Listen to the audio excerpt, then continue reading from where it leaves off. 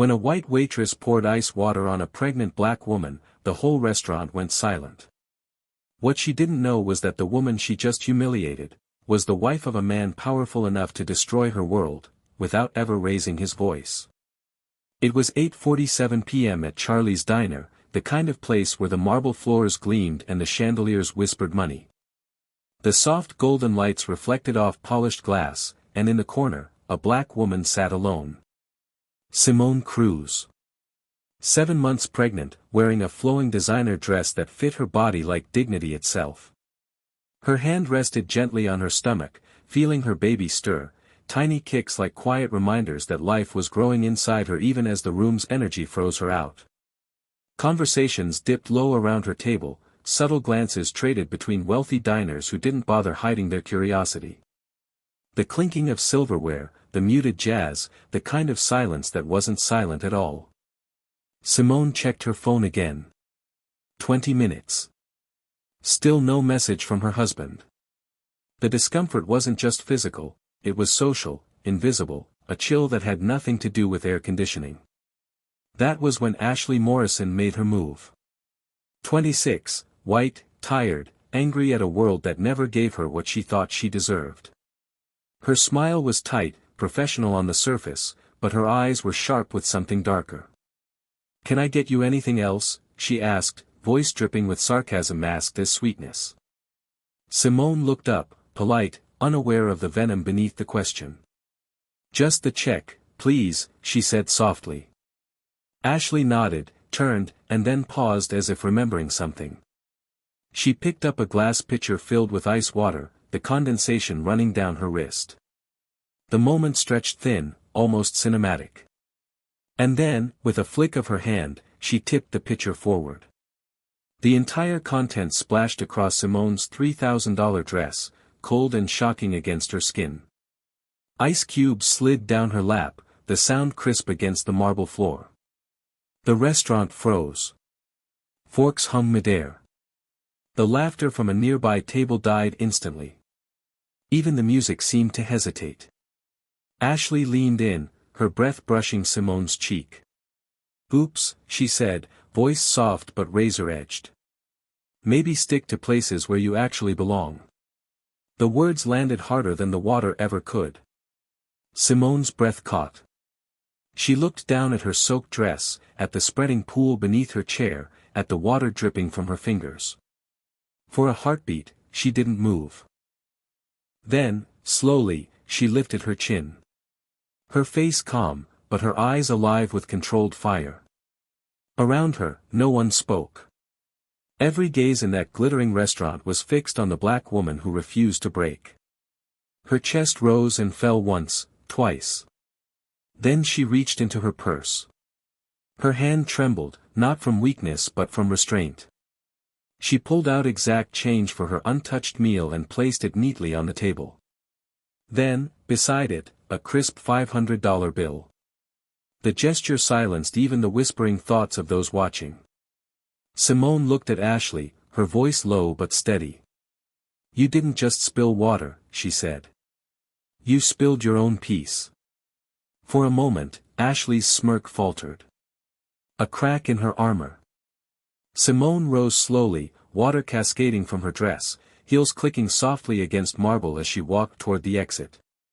Heads turned. Phones lifted halfway, unsure if they should record or stay hidden. The door opened, a gust of night air sweeping in as she stepped outside. Behind her, silence swallowed the room whole. The waitress stood frozen, her pulse suddenly loud in her ears. Something about the woman's calm had unsettled her in a way she couldn't name. Simone didn't look back. Her hand rested on her belly as she reached the sidewalk, her breath finally shaking. Inside her, the baby kicked again, gentle, rhythmic, alive. And though she said nothing, the look in her eyes made one truth clear.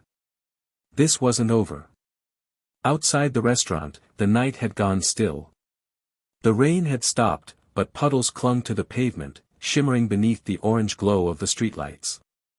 The reflection of Charlie's Diner rippled across the wet ground, distorted by every passing breeze. Simone stepped out, clutching her purse, her soaked dress clinging to her body. The cold bit into her skin, but she felt nothing except the tremor in her chest.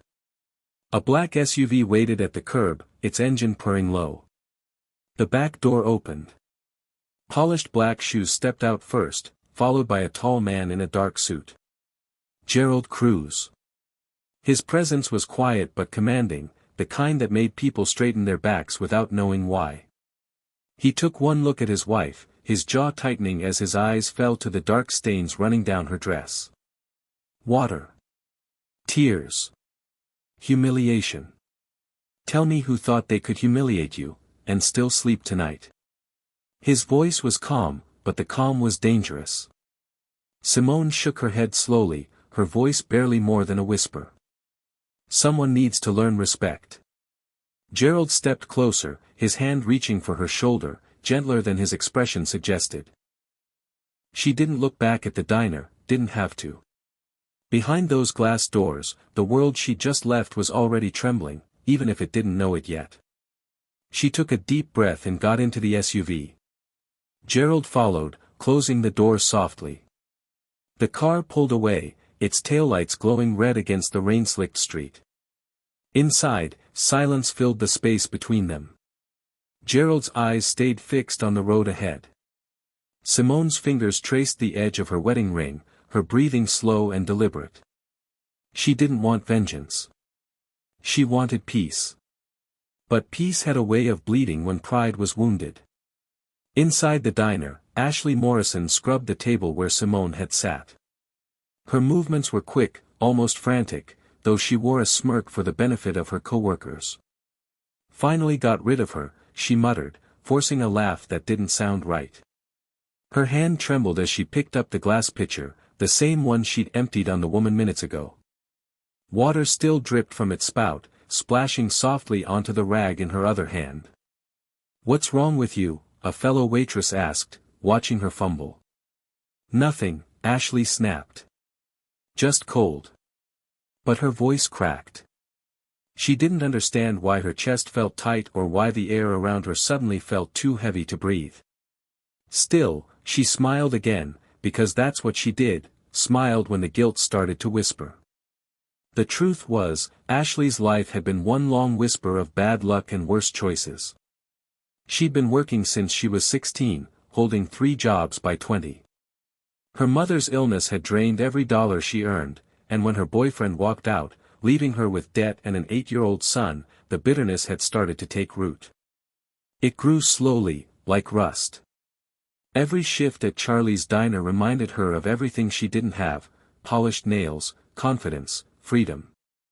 So when someone like Simone walked in, glowing, calm, wearing a dress that cost more than Ashley's rent, something inside her snapped. Each insult she'd ever swallowed came pouring out through cruelty disguised as a mistake. She'd convinced herself it was justice. She'd convinced herself she was teaching someone a lesson. She didn't see the woman she humiliated as a person, just another mirror reflecting back everything she hated about her own life. But across town, in the quiet luxury of their home, Simone sat by the fireplace, wrapped in a blanket, watching the flames flicker across her fingers. Her eyes were distant, haunted by the image of that ice water cascading down her body, the sound of Ashley's voice lingering like smoke in her mind. She had spent her life healing children, calming terrified parents, saving fragile lives that the world had nearly given up on. A Harvard-educated pediatric surgeon, a woman who'd risen from poverty to build something meaningful. She'd faced exhaustion, death, despair, but never this kind of cold. This wasn't about race alone. It was about power. About humanity. About what people think they can take from you when they believe you don't belong. Upstairs, Gerald stood on the balcony, staring out at the dark skyline. His phone buzzed once. A message from his driver. He looked down at it, then back out at the city he practically owned. Construction sites, security firms, real estate holdings, his influence ran through it all, quiet and unseen. He clenched his fist once, then exhaled slowly, letting it rest on the railing. Tonight, someone had disrespected his wife. And in Gerald Cruz's world, that was something no one ever got away with. The city slept under a thin veil of fog, the kind that swallowed light and softened sound. On the 34th floor of Cruz Construction and Development, a single office still glowed against the skyline. Inside, Gerald Cruz sat behind a massive glass desk, sleeves rolled up, tie loosened, the air thick with silence. A single glass of water sat before him, untouched. A drop of condensation slid down the rim and fell, hitting the surface with a quiet splash that echoed in the stillness, a sound that carried him back to Charlie's diner, to that pitcher tipping, to his wife's trembling hands. He pressed play on the security footage. The grainy image flickered on his monitor. There she was, Simone, sitting alone, dignified even under the weight of other people's stares. Then the waitress appeared. The spill. The words. The silence that followed. Gerald's jaw tightened until the muscle near his temple pulsed. He paused the video at the moment Ashley leaned in with that smirk. The freeze frame captured everything, the cruelty, the ignorance, the arrogance. "My wife handles her own battles," he said quietly to no one, voice low enough to make the shadows listen. "But a disrespect to my family, that's mine." He picked up his phone and dialed a number. A deep voice answered on the second ring. "Yes, Mr. Cruz." "Get me Alvarez," he said. "And the legal team. I want property records for Charlie's Diner and every subcontractor attached to it. Tonight." "Understood." Gerald hung up, then turned toward the city. The skyline blinked with red and gold lights like distant signals waiting for his command. He didn't shout. He never had to. His influence worked quietly, through signatures, whispers, and networks that stretched like invisible webs across 3 states. He reached for the glass of water, staring at it for a moment before setting it back down untouched. Across town, the same arrogance that fueled Ashley Morrison's cruelty was keeping her awake. She was sitting on the counter in the diner's back kitchen, laughing with her coworkers. "You should have seen her face," she said, scrolling through her phone, posting to social media. "Some people need to be reminded where they belong." Her coworker frowned. "You sure that's a good idea?" That woman looked important. Ashley rolled her eyes, thumbs flying across her screen. "She's nobody. Just another wannabe trying to look rich." She hit post. The caption read, "Taught some fake rich people a lesson tonight." Within minutes, the comments started rolling in. "You did the right thing. People need to know their place." "Queen behavior." Each like, each heart, each laughing emoji fed her false sense of victory. It wasn't confidence, it was poison disguised as validation. She smiled wider, feeling powerful for the first time in weeks, unaware that the post had already been screenshotted and sent to someone who would make her regret pressing share. Back in his office, Gerald watched the city lights blink beneath him like the slow beat of a machine he controlled. He picked up his phone again, this time dialing a different number. "Security Division," came the response. "This is Cruz." The room on the other end went quiet. "I need an internal pull on the Cruz asset network, specifically, real estate holdings under CNC Urban Development. Check leases, tenants, property management subsidiaries. Priority code 4. "Yes, sir." "May I ask?" "No. Just run it." He ended the call. The printer on his desk whirred to life, spitting out documents one by one. Corporate structures, shell companies, property registries. Gerald scanned the pages until his eyes stopped on one familiar name, Charlie's Diner. Property owner, CNC Urban Holdings, a fully owned subsidiary of Cruz Development Group. He exhaled through his nose, slow and deliberate, and leaned back in his chair. A cold, humorless smile crept across his face. "Of course," he murmured. The irony was almost poetic. The waitress who thought she was humiliating his wife had been standing on his floor, working in his building, earning wages indirectly from his empire. Gerald set the papers aside, his expression unreadable. There would be no threats, no outbursts, no physical retribution. He didn't need any of that. Power wasn't about noise. It was about reach. He looked again at the glass of water on his desk. The surface had gone still, perfectly calm, reflecting the faint city lights. He lifted it slowly, studying the reflection of his own face in the liquid. "You spilled the wrong glass," he said under his breath. In that moment, the city outside seemed to hold its breath. Far below, traffic crawled through wet streets, unaware that one man sitting high above it all had just decided that someone's life was about to unravel, quietly, methodically, completely. 3 weeks passed, and the rain hadn't stopped. It came and went in waves, like the world itself couldn't decide if it wanted to wash away its sins or drown in them. Inside a small, cramped apartment on the edge of the city, Ashley Morrison sat at her kitchen table surrounded by stacks of unpaid bills. The light flickered above her, buzzing faintly. Her son's drawings covered the fridge, bright colors in a room that had long since lost its warmth. She rubbed her temples and stared at the final notice from Charlie's Diner. Reduced hours effective immediately. No explanation. Just words that hit like a hammer. She'd already noticed her name missing from the prime shifts. Then customers stopped coming. The diner was quieter every night, the laughter gone, the tips vanishing. And now, this. She'd heard whispers of a video, her video, circulating online. Someone must have recorded that night. She'd been stupid enough to post about it, proud enough to think the internet would cheer her cruelty. For a few days, they had. And then the tide turned. The comments changed. "You're disgusting. Racist trash. You should be fired." Each one sliced deeper than she'd expected. Now, here she was, bills in one hand, guilt in the other. Her phone buzzed. Her manager's voice was flat, rehearsed. "We have to let you go, Ashley. You've become bad publicity." The line went dead before she could speak.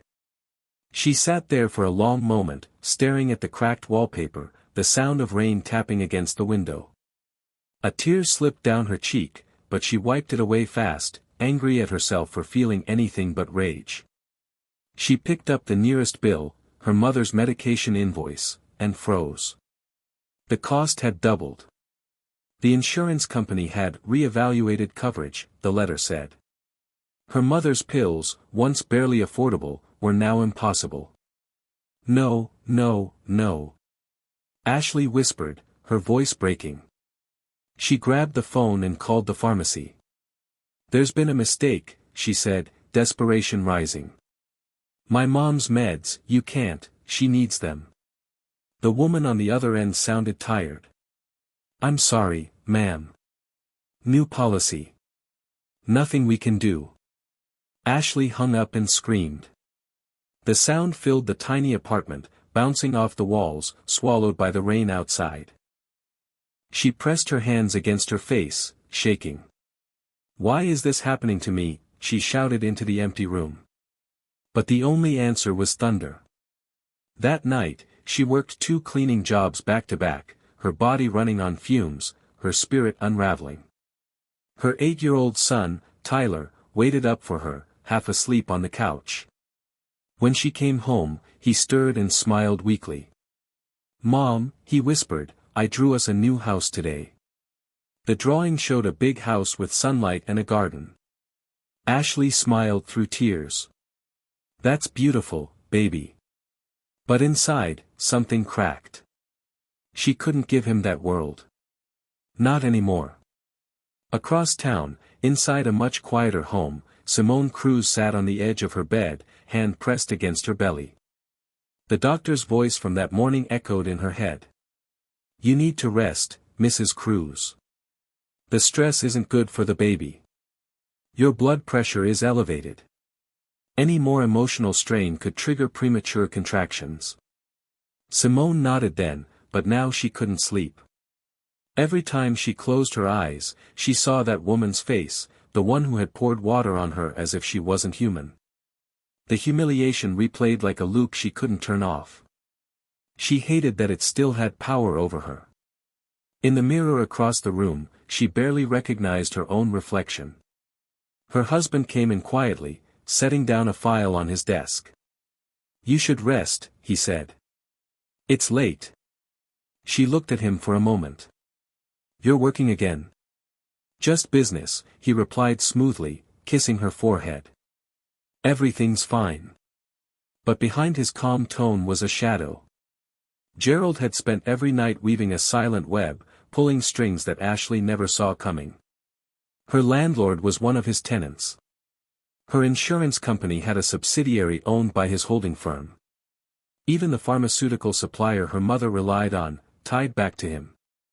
One call here, one signature there. No violence. No threats. Just pressure. Cold, invisible pressure. Justice, he told himself. But as Simone drifted into uneasy sleep, Gerald noticed the way she winced, her hand tightening on her stomach. His chest tightened too, a momentary flicker of doubt crossing his face. The next morning, the storm outside grew heavier. Ashley woke to the sound of coughing from her mother's room, deep and painful. She rushed in, panic in her throat. "Mom, breathe, please," but before she could finish, another sound shattered the morning. A dull thud from the living room. She ran out and saw Tyler on the floor, his small hands clutching his chest, gasping for air. "Tyler," she screamed, dropping beside him, shaking his shoulders. His lips were pale, his eyes wide with fear. She called 911 with trembling fingers, voice breaking between sobs. The paramedics worked fast, lifting him onto the stretcher, wires and oxygen mask covering his face. "He's got a heart defect," one of them said. "You'll need to authorize surgery immediately." At the hospital, the doctor's words hit her like a freight train. "The operation will cost $68,000. We'll need payment or insurance approval before proceeding." Ashley's knees buckled. I don't have that kind of money." "Then you need to find it," the doctor said gently. "Soon." She sat in the sterile hallway, surrounded by the hum of machines and the scent of disinfectant, staring at her shaking hands. For the first time, the cruelty she had shown to someone else returned to her, not as punishment from a man, but as consequence from life itself. She buried her face in her palms and sobbed until there were no tears left. Across town, Simone woke from a nightmare, clutching her belly as another sharp pain rippled through her. Gerald was at her side in seconds. "It's fine," she gasped. "Just stress." But deep down, they both knew the truth. Somewhere, his revenge had crossed a line. And in the silence that followed, he realized the price of his justice might be far higher than he ever intended. Rain hammered the glass like 1,000 quiet accusations, blurring the city lights into streaks of gold and gray. Inside the corner office of Cruz Construction and Development, time itself seemed to slow. Gerald sat in his chair, back turned to the door, the skyline spread before him like a kingdom under fog. His reflection glimmered faintly in the window, hard lines, sleepless eyes, a man who had forgotten what peace looked like. The knock came softly at first, hesitant, almost apologetic. Then again, firmer. "Come in," he said without turning. The door opened, and a woman stepped inside, shivering. Her clothes were drenched from the rain, her shoes leaving wet prints on the marble floor. Her hands clutched a folder pressed tight against her chest. Ashley Morrison. She looked nothing like the proud waitress from that night. Her face was pale, her eyes hollow, her voice barely holding together. "Please," she whispered, stepping closer, her breath trembling. "They said you could help. My son, he needs surgery. Please, I don't know where else to go." Gerald didn't move. The silence between them was suffocating. Then, slowly, he turned his chair. The moment their eyes met, the world seemed to collapse around her. Recognition hit like lightning. That face, she had seen him once, outside the diner, standing beside the woman she'd humiliated. The air left her lungs. She staggered back a step, one hand flying to her mouth. "No," she breathed. "No, it can't be." Gerald's voice was calm, each word carved from ice. "You don't remember her," he said. "But the universe remembered you." Ashley's knees nearly gave out. "You're Gerald Cruz," he finished for her. "The husband of the woman you decided wasn't good enough to eat in your restaurant." The words hit harder than any slap. Her fingers tightened on the folder, knuckles white. "Please," she begged, her voice cracking. "I know what I did was unforgivable, but my son, he's 8 years old. He didn't do anything wrong. He's dying. Please don't let him die because of me." Gerald leaned back in his chair, studying her. "Do you believe in consequences, Mrs. Morrison?" he asked quietly. She nodded through tears. Yes, I do, but not for children. Not for him." He stood up, walked slowly around the desk, every step deliberate. "When you poured that water on my wife, you didn't see her as a person. You saw her as an idea. Something less than you. Do you understand what that kind of cruelty costs?" Ashley sobbed. "I was angry. I was stupid. I thought she was showing off. I thought she was, pretending." "Pretending to be what?" he pressed. "Human." She covered her face, shaking. "Please. I'll do anything." He stopped inches from her, his voice dropping lower. "You already are." The sound of the rain filled the silence that followed, each drop a metronome marking her downfall. Then the door opened again. Simone stood there, framed by the soft glow of the hallway light. Her dress hugged the curve of her stomach, her face pale but strong. The sight of her froze Ashley completely. Her knees buckled. She dropped the folder, papers scattering across the floor, medical records, test results, the image of a small boy hooked up to wires and machines. Simone's gaze fell to the photo before lifting back to Ashley. No anger, no pity, just an unfathomable calm. "Please," Ashley gasped, falling to her knees. "Please, don't punish my son. I'll take whatever you think I deserve, just not him." Simone took a slow step forward. Her voice, when she spoke, was quiet but carried through the room like thunder. "You poured cold water on my skin," she said, eyes fixed on Ashley. "But it's your soul that's freezing now." Ashley broke completely, her sobs echoing against the marble. She pressed her forehead to the floor, her tears mixing with the rainwater she tracked in. "I know I don't deserve forgiveness," she cried. "But please, have mercy. I'm begging you." Gerald stood motionless, torn between fury and something heavier. For weeks, he'd waited for this moment of power, this chance to make her feel what his wife had felt. But watching Ashley crumble, he didn't see satisfaction. He saw a hollow shell of a person, crushed by her own guilt, and somehow, it didn't feel like victory anymore. Simone looked at her husband, her voice softer now. "Gerald." He turned toward her, and for the first time, he saw something in her eyes that scared him. Not anger. Not pain. Compassion. "She's already destroyed," Simone said. "Nothing you do to her will teach her what she hasn't already learned." Gerald clenched his jaw.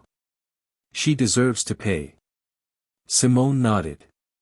"She is paying. Every breath she takes is punishment enough." She bent down, picking up the photo of Tyler, her thumb brushing across the boy's face. "He doesn't deserve to suffer for her sins." The silence stretched again. Gerald's fists tightened at his sides, the veins in his arms standing out. For a long time, he said nothing.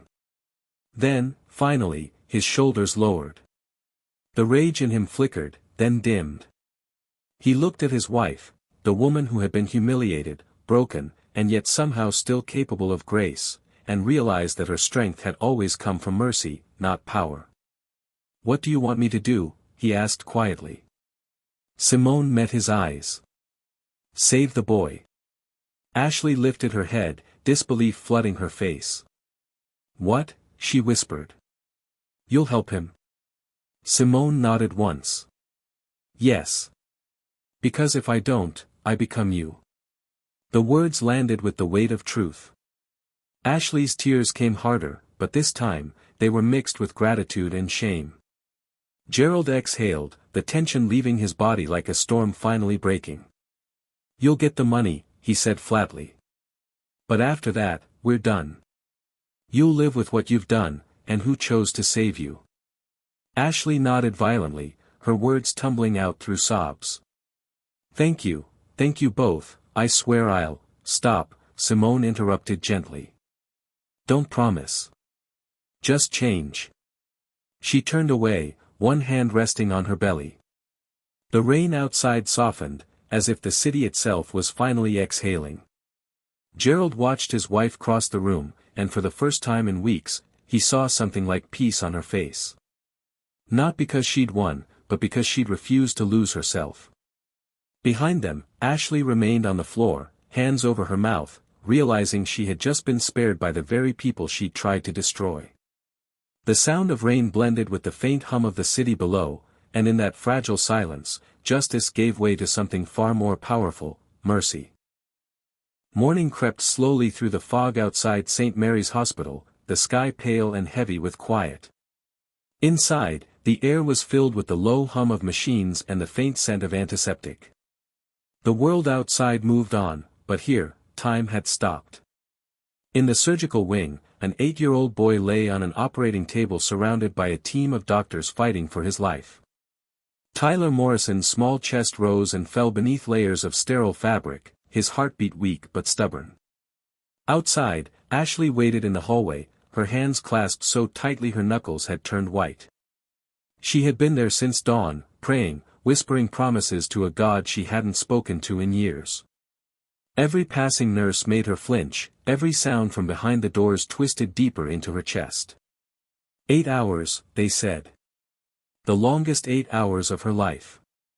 A few feet away, Simone sat quietly in the waiting area, her back straight, one hand resting gently on her stomach. In her other hand, she held the black and white ultrasound photo of her unborn daughter, the tiny heartbeat that had kept her steady through nights of pain and fear. Gerald stood at the far end of the hall, arms crossed, staring through the glass at the clouds moving across the city. He hadn't said a word since they'd arrived. His power, his wealth, his influence, all of it meant nothing in this place. All he could do was wait. The minutes turned to hours. The rain had stopped, but the windows still glistened with condensation, blurring the world beyond. Simone watched the drops slide slowly down the glass, each one tracing its own path, some merging, some breaking away. It reminded her of people, of how lives touched and separated, sometimes in violence, sometimes in grace. When the door finally opened, the surgeon stepped out, exhaustion written across his face. For a moment, Ashley couldn't breathe. Then he smiled. The surgery was a success, he said softly. Your son's stable. He's going to make it. Ashley's body gave out before her voice could. She collapsed to her knees, sobbing soundlessly, her entire body shaking with relief. The tears came harder than before, not of guilt this time, but of gratitude so deep it hurt. The hallway blurred around her. Then, a shadow moved beside her. Simone knelt down, holding out a paper cup filled with water. The same simple gesture that had once been a weapon was now an act of mercy. Here, she said, her voice gentle. Ashley stared at the cup, her hands trembling. She hesitated, then took it, drinking in shaky gulps. I don't deserve this, she whispered, her voice raw. Simone looked at her, eyes calm but filled with something deeper than pity. You can't rewrite what you did, she said softly. But you can rewrite who you are. Ashley broke completely. The weight of every cruel word, every hateful action, came crashing down. I was wrong, she choked out. I hated you because I hated myself. I thought hurting someone else would make my pain smaller. I almost killed your baby with my anger. And now you saved mine. Why?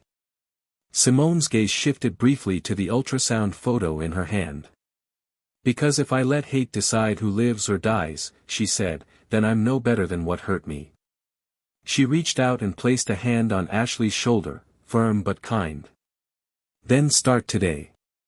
For a moment, neither woman spoke. The world seemed to hold its breath. Outside, the clouds parted just enough for sunlight to slip through, a thin golden beam cutting across the floor. It touched both women, the sinner and the savior, erasing the shadows between them. In the glass reflection, the water in Simone's cup rippled once, then went still. Somewhere down the hall, a child's heart monitor beeped steadily, a small, steady rhythm of life continuing. 6 months later, the sun dipped low over the city, painting everything in shades of gold. Inside the new Bella Vista restaurant, soft jazz played under the gentle murmur of dinner conversations. The place was elegant but warm, filled with the scent of bread and the hum of life. Near the window, a woman in a neatly pressed uniform carried a tray of water glasses, her movements careful and precise. Ashley Morrison. Her hair tied back, her posture steady, her face calmer than it had ever been. There was still a tremor in her hand as she poured water into a glass, the faintest ripple on the surface, catching the afternoon light. It was the same motion that had once been her act of cruelty. Now, it was an act of care. Remember, she said, turning to the young waitress beside her, every door you open is a second chance. Every hand you serve is a lesson in love. The girl nodded, listening closely, unaware that those words had been forged in the deepest kind of pain. Ashley smiled softly and carried on with her work. Outside, the light shifted, and the bell over the restaurant door chimed gently. 2 familiar figures stepped inside. Gerald Cruz, tall, composed, with that same quiet authority, and beside him, Simone, radiant in the soft glow of sunset. In her arms was a baby girl, Isabella, sleeping peacefully, her tiny hands curled like petals. The room seemed to still for a moment as the 2 women saw each other again. Ashley's breath caught. For months she'd imagined this moment, rehearsed what she might say, but now words failed her. She wiped her hands on her apron, heart pounding, and approached their table. Dr. Cruz, Mr. Cruz, she said, her voice steady but full of emotion. Welcome to Bella Vista. It's an honor to serve you tonight. Simone looked at her with the kind of gaze that could see beyond the surface, beyond history. How are you doing, Ashley? She asked softly. Ashley smiled, eyes glistening. Becoming someone my son can be proud of, she said. Every single day. Simone's lips curved into a faint, knowing smile. That's all any of us can do. Ashley poured their water, the light from the window refracting through the glass, scattering across their faces like fragments of forgiveness. The sound of the water was soft, rhythmic, almost like a heartbeat. In that moment, everything had come full circle. The water that once brought humiliation now shimmered with peace. As she turned to leave, the sunlight caught the rim of the glass again, sending one last glimmer of light across the room, reflecting on 3 faces forever connected by a single act of grace. And somewhere between the clinking glasses and the quiet laughter, a voice seemed to whisper through the warm evening air, hate destroys the one who carries it. But love saves them all. If you enjoyed this story, let us know in the comments. And don't forget to like, share, and subscribe for more inspiring stories.